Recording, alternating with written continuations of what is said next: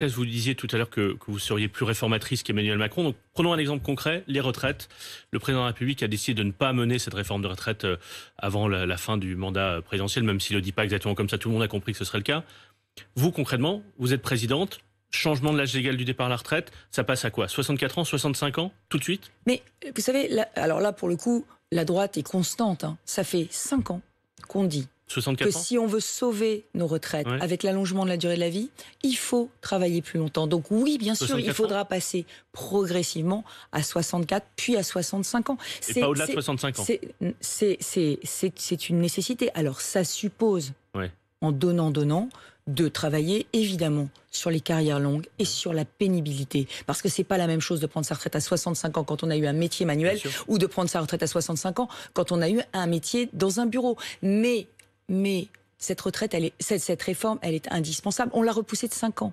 Donc on a déséquilibré tous les régimes de retraite. Donc il va falloir la faire. Donc il faudra Valérie pas Pécresse est présidente de la tergiverser. République, Il y aura une réforme en de mai retraite. 2022, à la rentrée 2022, l'âge légal du départ à la retraite passe à 65 ans.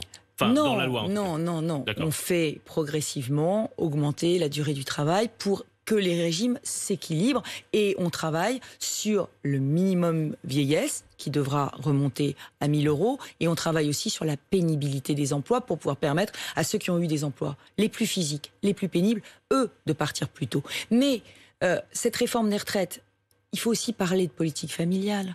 On avait, dans l'histoire de la France, on avait une spécificité que tout le monde nous enviait.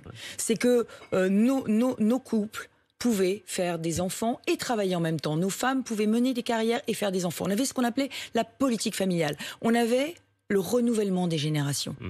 Eh bien aujourd'hui, depuis 10 ans, on a eu le cesse, François Hollande puis Emmanuel Macron, de détricoter cette politique familiale. Cette politique familiale, elle équilibre nos régimes de retraite. Si on ne fait plus d'enfants en France, si nos couples n'ont plus confiance, eh bien c'est la dynamique économique de la France dans 10 ans, dans 20 ans, qui est menacée. Donc cette politique familiale, il faut la remettre sur le métier.